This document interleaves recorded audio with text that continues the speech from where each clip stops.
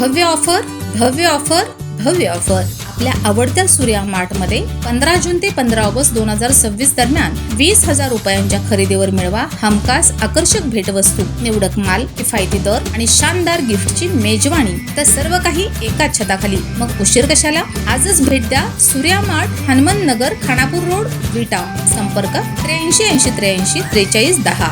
Surya mart, ग्राहकांच्या विश्वासाचं नाव. नियम व अटी लागू.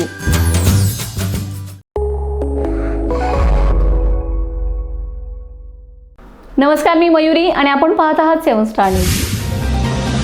सांगली जिल्ह्यातील विटा येथे साखर व्यवहाराच्या नावाखाली तब्बल 9 कोटी 16 लाख रुपयांच्या कथित फसवणुकीचा धक्कादायक प्रकार समोर आलाय. या प्रकरणी विटा पोलीस ठाण्यात दीपक नेताजीराव मोरे, राजीव नेताजी मोरे दोघे राहणार बिरनवाडी तालुका तासगाव, अक्षय अनिल पाटील राहणार वायफळे तालुका तासगाव, अभिजित हनुमंत माने राहणार धनगाव तालुका पलूस आणि विठ्ठलराव शिंदे सहकारी साखर कारखाना, गंगामाई नगर, पिंपळनेर येथील संबंधित अधिकारी कर्मचाऱ्यांविरुद्ध गुन्हा दाखल करण्यात आला असल्याची माहिती विटा पोलिसांनी दिली. फिर्यादी आशिष आनंदराव पाटील, वय 34 वर्ष, व्यवसाय ट्रेडिंग कंपनी, मूळ राहणार हातनूर तालुका तासगाव, जिल्हा सांगली यांच्या तक्रारीनुसार डिसेंबर 2022 ते 23 या कालावधीत आरोपींनी त्यांच्या अन्नपूर्णा ट्रेडिंग कंपनीला साखर पुरवठा करण्याचे आमिष दाखवले. त्यासाठी वेळोवेळी बँक खात्यांद्वारे मोठ्या प्रमाणात रक्कम स्वीकारण्यात आली.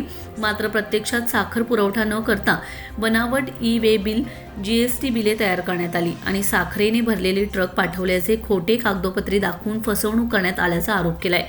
तक्रारीनुसार दीपक मोरे, राजीव मोरे, अक्षय पाटील आणि अभिजित माने यांनी संगनमताने व्यवहार केल्याचं नमूद करण्यात आलंय. तसेच फसवणूक झालेली रक्कम मान्य करून आरोपींनी तब्बल 7,24,01,200 रुपयांचा नोटराइज्ड करारनामा दिला होता. यासोबतच दिलेले चेक बँकेत निधी नसल्याने वटले नसल्याचाही आरोप करण्यात आलाय.